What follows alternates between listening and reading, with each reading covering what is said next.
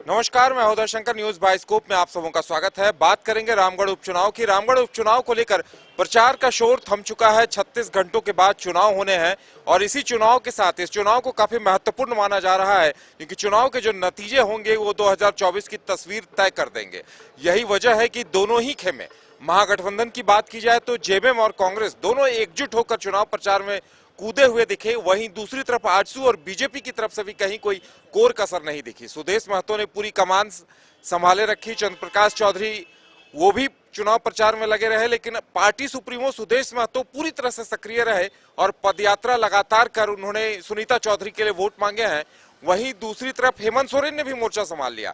हेमंत सोरेन की तरफ से भी, सीएम हेमंत सोरेन की तरफ से भी कहीं कोई कोर कसर नहीं छोड़ी गई है और कांग्रेस प्रत्याशी बजरंग महतो के लिए प्रचार प्रसार किया गया है। हमारे साथ हमारे संवाददाता मदन है।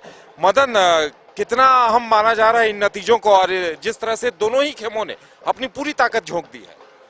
बिल्कुल, देखिए ये चुनाव जो है वो पिछले चुनाव से, जो 2019 का चुनाव था, उससे बिल्कुल अलग है।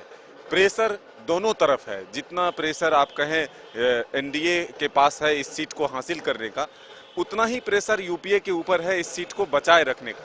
इसलिए इसको हम महत्वपूर्ण मान रहे हैं, क्योंकि जो 2024 में चुनाव होंगे विधानसभा के, उसका एक तरह से समझिए तो रुझान आना शुरू होगा, या फिर ये कहे कि इसलिए ये मायने रखता है कि इससे मनोबल बढ़ेगा। जो भी जीतेंगे उनका मनोबल बढ़ेगा कि भाई जनता जो है हमारे साथ है। सरकार के लिए ये महत्वपूर्ण इसलिए है कि सरकार जो 3 वर्ष में अपना कामकाज किया है, उसको देख करके सरकार भी अपना एक नब्ज टटोलने की कोशिश किया है कि आखिर इस कामकाज के बदौलत सरकार मेरे पक्ष में है कि नहीं। भले ही रिकॉर्ड अब तक अगर देखें, जो भी उपचुनाव हुए इस हेमंत सोरेन के कार्यकाल में, वो सारे के सारे यूपीए के फेवर में गया।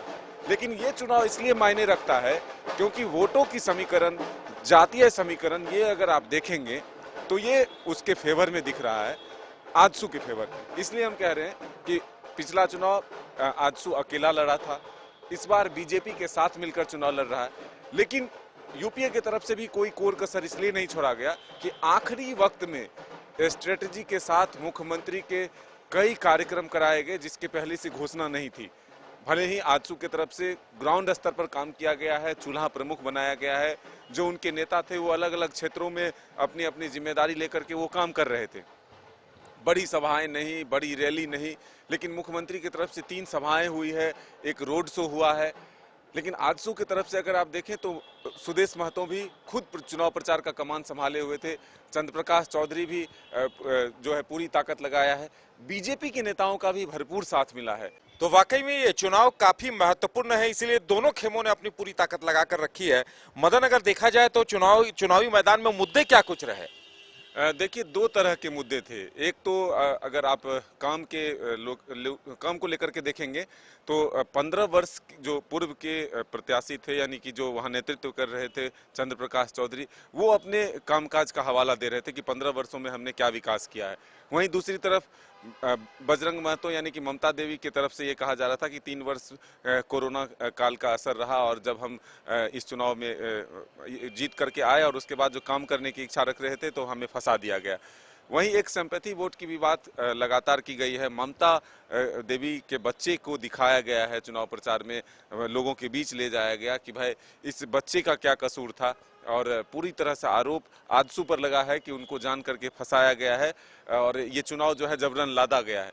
तो 2 तरह की बातें हैं। एक तरह जो 15 वर्ष का कार्यकाल और 3 वर्ष के कार्यकाल में विकास क्या हुआ, कामकाज कितने हुए, उसका एक लेखा जोखा लोगों ने अपने जनता के बीच में रखा।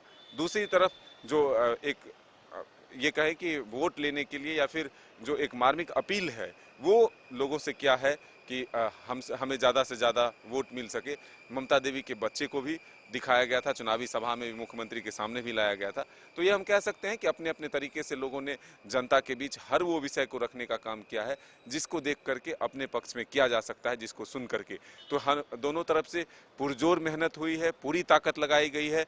भले ही आजसू पर यह भी आरोप लग रहा है कि धनबल का प्रयोग अधिक से अधिक किया गया है, लेकिन उधर से भी अगर जवाब देखें तो आजसू की तरफ से ये जरूर कहा जा रहा है कि सरकार पूरी ताकत लगाई हुई है, सरकार हम सबको परेशान कर रही है और पैसे नहीं है तो इतनी बड़ी बड़ी सभाएं और इस तरह से रैलियों में गाड़ियां जो है कहां से आ रही है। बिल्कुल, अगर चुनावी नतीजों की बात की जाए तो चुनावी नतीजे जो भी आए, लेकिन ये दोनों ही खेमों के लिए वाकई में बहुत महत्वपूर्ण है, क्योंकि अगर महागठबंधन सरकार की बात की जाए तो ये 3 सालों का लगभग लिटमस टेस्ट है कि सरकार के कामकाज को जनता किस तरह से देख रही है और 2024 में चुनाव मैदान में अगर जाना है तो पूरे राज्य को लेकर क्या रणनीति होगी वो इस चुनाव से पता चलेगा। और 4 चुनाव चूंकि महागठबंधन जीत चुकी है तो 5वां उपचुनाव अगर लूज करती है तो ऐसे में कहीं न कहीं विपक्ष को मनोवैज्ञानिक बढ़त मिल जाएगी और इन स्थितियों से बचना चाहती है सरकार। वहीं दूसरी तरफ आजसू के लिए ये साख का सवाल है, क्योंकि आजसू पहला उपचुनाव लड़ रही है। इससे पहले जो गठबंधन की सहयोगी है बीजेपी 4 उपचुनाव लूज कर चुकी है। ऐसे में अगर आजसू इस उपचुनाव में जीत हासिल करती है तो जाहिर सी बात है गठबंधन में आजसू का कद ऊंचा हो जाएगा, इसलिए आजसू ने अपनी पूरी ताकत झोंक रखी है। देखने वाली बात यह होगी कि नतीजे क्या होते हैं और ये जो 36 घंटे अभी चुनाव में बाकी हैं, लगभग 34 घंटे, उनमें क्या कुछ समीकरण बदलते हैं, इस पर भी हमारी नजर रहेगी। हम आपको पल पल की अपडेट देते रहेंगे। देखते रहिए न्यूज बाइस्कोप। नमस्कार।